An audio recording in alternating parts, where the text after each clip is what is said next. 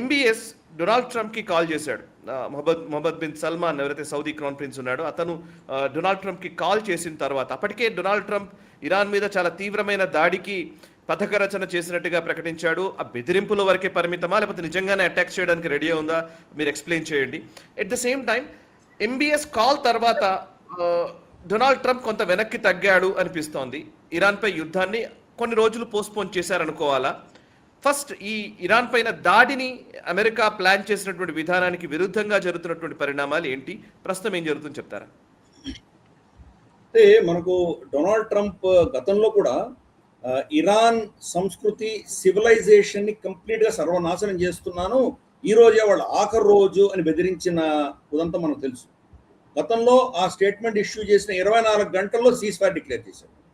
కాబట్టి ఈసారి కూడా అదే రెండవ ప్రపంచ యుద్ధంలో కూడా జరిగినంత పెద్ద దాడి నేను చేయబోతున్నాను, నేను రేపు 24 గంటల్లో నేను మొత్తం సర్వనాశనం చేయబోతున్నాను ఇరాన్ని అని బెదిరించిన 24 గంటలు మళ్ళీ సీజ్ ఫైర్ డిక్లేర్ చేశారు.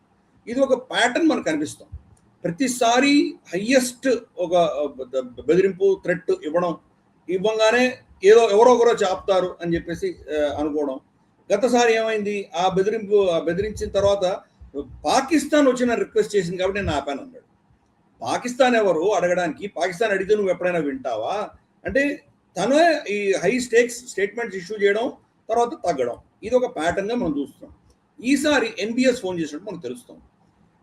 ఎంబీఎస్ ఫోన్ వెనకాల ఎందుకు ఆయన ఫోన్ చేశాడు అంటే కనుక డొనాల్డ్ ట్రంప్ వాళ్ళ ఇన్ఫ్రాస్ట్రక్చర్ అంటే ఇరాన్ యొక్క ఇన్ఫ్రాస్ట్రక్చరు, వాళ్ళ ఆయిల్ ప్రొడక్షన్ కెపాసిటీ, దాని మీద దాడి చేయడానికి ప్లాన్ చేస్తున్నాడు అన్నటువంటి ఒక మెసేజ్ వచ్చింది. నిజంగా అదేం ప్లాన్ చేస్తున్నారా లేదా అని చెప్పడం చాలా కష్టం. ఎందుకంటే మనం అంటే అఫ్కోర్స్ ఈ స్టేట్మెంట్ అయిన తర్వాత చెప్తాను ఇరాన్ చేసింది ఏం చేసిందో చెప్తున్నాను. సో దీంతో ఒక విధమైనటువంటి హై స్టేక్స్ వెళ్ళిపోయినాయి. ఒకవేళ అమెరికా కనుక నిజంగా ఇరాన్లో వాళ్ళ ఇన్ఫ్రాస్ట్రక్చర్ని కొట్టి వాళ్ళ ఆయిల్ రిగ్స్ని వాళ్ళని కొడితే కనుక ఇరాన్ ఇమ్మీడియట్గా రిటాలియేట్ చేసి చుట్టుపక్కల ఉన్నటువంటి దేశాలన్నిటి కూడా Saudi Arabia, Qatar, Bahrain, Kuwait, Oman, UAE ఈ దేశాలన్నింటిలో ఉన్నటువంటి ఆయిల్ ప్రొడక్షన్ని అది సర్వనాశనం చేయడానికి సిద్ధపడ్డారు. అలాగే వీళ్ళు ఎలక్ట్రిసిటీ గ్రిడ్స్ని కొట్టడానికి సిద్ధపడ్డారు. వాళ్ళ పోర్ట్స్, వాళ్ళ ఇన్ఫ్రాస్ట్రక్చర్ ఇవన్నీ కూడా ధ్వంసం చేయడానికి ఇరాన్ ఆల్రెడీ స్కెచ్ వేసుకొని కూర్చుంది అని మనకు తెలుస్తుంది. అందుకనే మొహమ్మద్ బిన్ సల్మాన్ భయపడి దీన్ని ఆపే ప్రయత్నం చేసి డొనాల్డ్ ట్రంప్ ఫోన్ చేసి ఇంకా మీరు ఇంకా ఆపండి, ఇక్కడ మీరు ఒక లెవెల్ దాటి వెళ్ళకండి, వెళితే మేమందరూ మా దేశాలన్నీ కూడా 20-30 ఏళ్ళు మేము అడుక్కునే పరిస్థితి వస్తుంది మాకు. జస్ట్ ఇమాజిన్, మనకు ఇరాక్ యుద్ధంలో ఇరాక్ ఆయిల్ ఫీల్డ్స్ అన్ని ధ్వంసం అయ్యాక దాన్ని రెస్టోర్ చేయడానికి 15-20 సంవత్సరాలు పట్టింది. కాబట్టి ప్లస్ ఇప్పుడు జరిగే డివాస్టేషన్ మళ్ళీ వాళ్ళు దాన్ని పుంజుకోవాలంటే ఎంతకాలం పడుతుందో చెప్పలేం. అలాగే వీళ్ళ ఎలక్ట్రిసిటీ పవర్ జనరేషన్ ప్లాంట్స్ని కొడితే ఏమవుతుంది, అలాగే వీళ్ళ డీసలైనేషన్ ప్లాంట్స్ని కొడితే ప్రజలు ఏమవుతారు, నీళ్లు లేక ఏమవుతారు వాళ్ళు. కాబట్టి ఈ రిస్క్ చాలా ఉన్నాయి. కాబట్టి ఇంకా ఆగండి అని చెప్పి డొనాల్డ్ ట్రంప్ని వాళ్ళు బెదిరించినట్టు మనకు తెలుస్తాం. అంటే ఒక విధమైనటువంటి రిక్వెస్ట్ అని పేరు పెట్టారు కానీ బట్ మోరర్లెస్ ఆయనకి వార్నింగ్ ఇచ్చినట్టు తెలుస్తాం.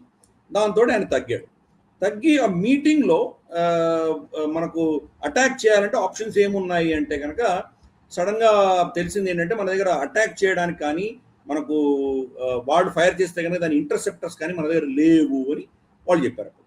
చెప్పంగానే మనకు వస్తున్న ఇన్ఫర్మేషన్ ప్రకారం పీట్ హెగ్జిత్ని క్యాబినెట్ మీటింగ్లోనే బాగా తిట్టినట్టు మనకు అర్థమవుతుంది. నువ్వు నాకేమో ఈ సమస్యకి పరిష్కారం అయిపోయింది, నేను ఏదో చేశానని చెప్పావు కదా, మరి ఏంటిది అని అన్నాడు. యాజ్ యూజువల్ పీట్ హెగ్జిత్ నాకు తెలీదు అని చెప్పి తన కింద డెప్యూటీని ఎవరో బ్లేమ్ చేసే ప్రయత్నం చేస్తున్నాడు. తెలియని విషయం కాదు కదా, వాళ్ళ ప్రొడక్షన్ ఎంత ఉంది, సంవత్సరానికి ఎన్ని ప్రొడ్యూస్ చేస్తున్నారు, గత స్టాక్ పైల్స్ ఎన్ని ఉన్నాయి, ఇంతవరకు యుక్రెయిన్కి ఎన్ని ఇచ్చారు, ఇవ్వగా మిగిలిపోయినవి ఎన్ని ఉన్నాయి వాళ్ళ దగ్గర, మిగతా కమాండ్స్ అన్నిటికీ కనీసం మినిమం ఉండాలి కదా వాళ్ళ దగ్గర. మనకు పెసిఫిక్ ప్యాక్ కామ్లో కానీ లేదా యూరోప్ కామ్లో కానీ లేదా లాటిన్ కామ్లో కానీ ఆఫ్రికన్ కామ్లో కానీ కనీసం మినిమం ఉండాలి కదా వాళ్ళ దగ్గర. అవన్నీ తీయగా మిగిలినవి ఎన్ని సెంట్కామ్కి ఇవ్వచ్చు వీళ్ళు. ఈ మ్యాథమెటిక్స్ పెద్ద ఈరోజు కొత్తగా తెలుస్తుందా వాళ్ళకి, యుద్ధం మొదలు పెట్టిన రోజు తెలియదా వాళ్ళకి. సో అదంతా కూడా డొనాల్డ్ ట్రంప్ ఏంటంటే నేను తప్పు చేయలేదు, నన్ను మీరు మోసం చేశారు లేదా నన్ను తప్పుదావ పట్టించారు, కాబట్టి నేను చాలా అద్భుతంగా నిర్ణయాలు తీసుకుంటున్నాను, తను ఎప్పుడు ఓడిపోకూడదు, తను ఎప్పుడు తప్పు చేయడు, కాబట్టి ఇంకెవరినో బ్లేమ్ చేసేటువంటి పరిస్థితి అక్కడ ఉంది. ఈ రెండు అంశాలు మొహమ్మద్ బిన్ సల్మాన్ తన మీద ఒత్తిడి తీసుకురావడము, రెండు ఈ ఇంటర్సెప్టర్స్ లేకపోవడము, ఈ రెండింటి వల్ల ఆగినట్టు మనకు అర్థమవుతుంది. ఇరాన్ ఏం చేసిందంటే గత 14 పాయింట్ ఫార్ములా ఏదైతే వాళ్ళు ఎంఓయూ ఒప్పుకున్నారో ఇప్పుడు అది దాన్ని పక్కన పెట్టేశారు కాబట్టి నెక్స్ట్ ఫస్ట్ చర్చలు చేయట్లేదు అమెరికాతో. నెక్స్ట్ లెవెల్ ఏదైనా అమెరికా కన్సెషన్స్ కోరిందంటే ఆ 14 కాకుండా ఇంకా ఎక్కువ వాళ్ళు కోరబోతుంది ఇరాన్. కాబట్టి డొనాల్డ్ ట్రంప్ ఏమన్నాడంటే నేను ఆల్రెడీ చర్చలు చేస్తున్నాను వాళ్ళతోటి అని ఒక స్టేట్మెంట్ ఇష్యూ చేశాడు. ఇరాన్ ఇమ్మీడియట్గా చెప్పింది మేము చర్చించట్లేదు, మధ్యవర్తులతో కూడా మేము అమెరికాతో కాంటాక్ట్లో లేము, మేము చర్చించదలుచుకోలేదు, చాలా క్లియర్గా చెప్పారు. ఐఆర్జీసీ అలాగే మనకు ముజ్తఫా ఖమేనీ ఇద్దరు కూడా చాలా స్పష్టంగా చెప్పారు వీళ్ళని నమ్మకండి, కానీ మీరు ఏదో ఒక ట్రై చేస్తానన్నా ట్రై చేయండి అని చెప్పి మన గలీబాఫ్ని తర్వాత మనకు వాళ్ళ పెషెస్కియాను వీళ్ళందరూ కూడా మాట్లాడారు. చర్చలు చేసి ఎంఓయూ సైన్ చేసినారు, ఏమైందో చూశారు. అందుకనే వీళ్ళు మళ్ళీ ఐఆర్జీసీ ముజ్తఫా అని చెప్తున్నారంటే ఇంకా చర్చలు చేయకండి, వీళ్ళు చర్చలు చేస్తే కనుక వీళ్ళు ప్రతిసారి ఇలాగ మోసం చేస్తుంటారు, కాబట్టి క్వశ్చన్ అనేది వీళ్ళతో చర్చించకూడదు అని నిర్ణయించుకుంది ఇరాన్. కాబట్టి డొనాల్డ్ ట్రంప్ ఎంత మేము చర్చిస్తున్నామని చెప్పినా ఎవడు నమ్మడానికి సిద్ధంగా లేదు. ఇక్కడ ఏం జరుగుతోందంటే ఈ యుద్ధం ఆగిపోయిన తర్వాత, యుద్ధం అని అనడానికి వీలేదు, యుద్ధం ఇంకా నడుస్తూనే ఉంది కానీ బట్ అట్లీస్ట్ ఫైరింగ్ ఆగిపోయిన తర్వాత అన్ని దేశాలు చర్చలు మొదలుపెట్టాయి. దాంట్లో ముఖ్యంగా కీలకంగా ఇరాన్, ఒమాన్ ఇద్దరు చర్చించుకుంటున్నారు. ఈ స్ట్రేట్ ఆఫ్ హార్మోజ్ని ఎలా కంట్రోల్ చేయాలి, ఏ షిప్లు ఎలా వెళ్ళాలి, వెళ్లే షిప్పులు పర్షియన్ గల్ఫ్లోకి వెళ్లే షిప్పులు ఇరాన్ స్పేస్లో వెళ్తాయి, ఇరాన్ సముద్రంలో వెళ్తాయి, మళ్ళీ రిటర్న్ వెళ్ళే ఒమాన్ దాంట్లో నుంచి వెళ్తాయా, లేదా దాని రివర్స్ వెళ్తాయా, లేదా మధ్యలో వెళ్తాయా రెండు, ఇరాను తర్వాత ఒమాను ఎలా పంచుకోవాలి, ఇరాన్ వచ్చేసి 7 నుంచి 9% దాకా దాంట్లో సుంకం వసూలు చేయాలి అన్నట్టు ఒక ప్రతిపాదన ఉన్నట్టుంది. ఒమాన్ ఏమో 3% చాలు అని వీడి ప్రతిపాదన పెట్టారు. ఎక్కడ తీరుతుందో తెలియదు. అసలు 0% ఉండాలి అని అమెరికా అంటుంది. కానీ అమెరికా ఈరోజు ఏ మొహం పెట్టుకుని వాళ్ళు 0% ఛార్జ్ చేయమని అనగలరు? ఎందుకంటే ఒక నెలన్నర క్రితం డొనాల్డ్ ట్రంప్ ఓపెన్గా చెప్పాడు 20% నేను ఛార్జ్ చేస్తాను, బిలియన్స్ ఆఫ్ డాలర్స్ సంపాదిస్తాను, మొత్తం హార్మోజ్ నా అధీనంలో ఉంటుంది, హార్మోస్లో నుంచి వచ్చిపోయేవాళ్ళు కానీ 20% ఛార్జ్ చేస్తానని చెప్పాడు కదా. అప్పుడు ఇరాన్ ఏమనింది, మేము అంత కఠినంగా ఉండము, అంతకంటే తక్కువే ఛార్జ్ చేస్తామని ఇరాన్ చెప్పింది. కాబట్టి ఇప్పుడు వాడు 79% వాళ్ళు ఛార్జ్ చేస్తుంటే ఏ మొహం పెట్టుకొని అమెరికా 0% ఛార్జ్ చేయమని అనగలదు? 20% అని ఆల్రెడీ డొనాల్డ్ ట్రంప్ చెప్పాడు కదా. కాబట్టి ఎక్స్పోజ్ అయిపోయారు. డొనాల్డ్ ట్రంప్ చేసిన ప్రతి మూవ్ కూడాను అమెరికాని ఎంబరాస్ చేస్తున్నాయి, అమెరికాకి ఆప్షన్స్ లేకుండా పోతున్నాయి. వాళ్ళ గేమ్నే ఇరాన్ ఆడుతుంది. ఇరాన్ చాలా గొప్ప దేశం, శాంతియుతమైన దేశం నేను అన్నాను. ఇరాన్ ఒక రాక్షసి దేశం. కానీ యుద్ధంలో అమెరికా ఇరాన్ని ఎలా కంట్రోల్ చేయాలి అనేది తెలియగా ఈ తప్పిదాల వల్ల వీళ్ళు చేసే డొనాల్డ్ ట్రంప్ యొక్క అహంకారం వల్ల ఈరోజు పరిస్థితి చేయి జారిపోతుంది, అమెరికా చేయి జారిపోతుంది. సో 3% అని ఒమాన్ చెప్తుంది. వీళ్ళిద్దరి చర్చలో అమెరికా లేదు. ఇప్పుడు అమెరికా ఏమంటుంది, స్ట్రేట్ ఆఫ్ హార్మోజ్లో ఎవరు రావాలి ఎవరు పోవాలి నా కంట్రోల్ లేని నేను ఒప్పుకోను వీళ్ళు అంటారు. నువ్వెవడు ఇక్కడ వచ్చి మాట్లాడడానికి, నేను ఒమాన్ చూసుకుంటామని ఇరాన్ అంటాం. సో ఇది ఒక చర్చ. రెండవది అక్కడ హెజ్బుల్లా గతంలో వాళ్ళ డ్రోన్స్ వచ్చి కొట్టి ఇజ్రాయలీ సోల్జర్ని చంపుతుంటే ఇజ్రాయెల్ ఏం చేసిందంటే ఎలక్ట్రానిక్ జామింగ్ చేయడం మొదలుపెట్టింది. ఎలక్ట్రానిక్ జామింగ్ అవుతాయని తెలిసి వాళ్ళు చైనా నుంచి స్పెషల్గా టర్కీ నుంచి కొన్ని స్పెషల్ డ్రోన్స్ తెచ్చుకున్నారు. ఆ డ్రోన్స్ ఏంటంటే కనుక దానికి కేబుల్ ఉంటుంది.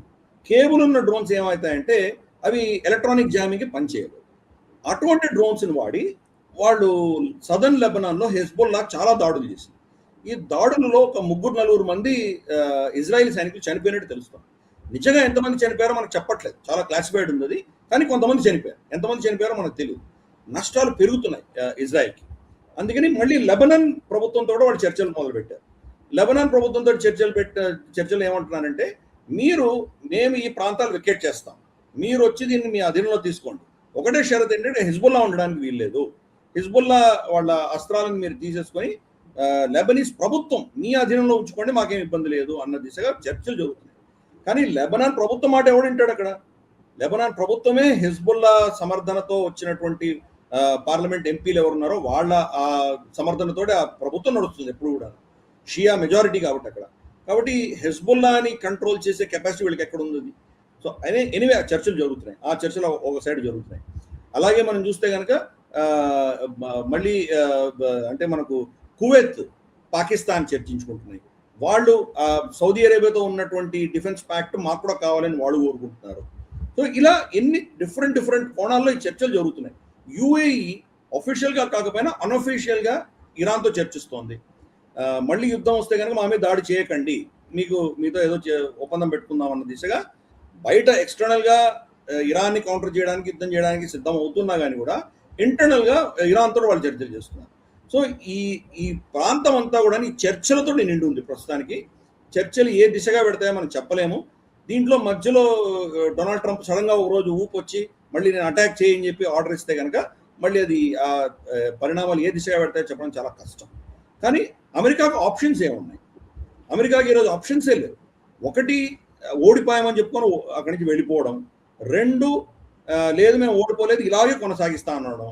ప్రతి 4 రోజులకి, వారం రోజులకి ఒకసారి బాంబులు వేసుకుంటూ ఇలాగే కంటిన్యూ చేస్తామని అమెరికా అనుకుంటే కనుక ఇరాన్ ఏం చేసిందంటే ఈసారి స్టేక్స్ పెంచబోతాం. మీరు మా మీద ఒక బాంబు వేస్తే మేము 5 బాంబులు వేస్తాం.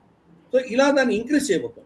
అందుకని next wave of attack America నుంచి వస్తే కనుక ఇరాన్ నుంచి రెస్పాన్స్ డిస్ప్రపోర్షనేట్గా ఉండబోతుంది. సో ఇది అక్కడ జరుగుతున్నటువంటి పరిణామాలు. అందుకని చాలా ఫ్లూయిడ్గా ఉంది ప్రస్తుతానికి. ఎప్పుడు ఏ దిశగా ఇవన్నీ వెళ్తాయని చెప్పడం చాలా కష్టం. మౌలికంగా 2 అంశాల దృష్ట్యా ఈ యుద్ధం మొదలుపెట్టింది ఇజ్రాయెల్, అంటే అమెరికాను వాడుకొని. ఇప్పుడు అమెరికా వర్సెస్ ఇరాన్ అయిపోయింది, ఇజ్రాయెల్ పక్కన తప్పుకుంది, అది వేరే విషయం. చాలా స్మార్ట్గా ఇజ్రాయెల్ తప్పుకుంది.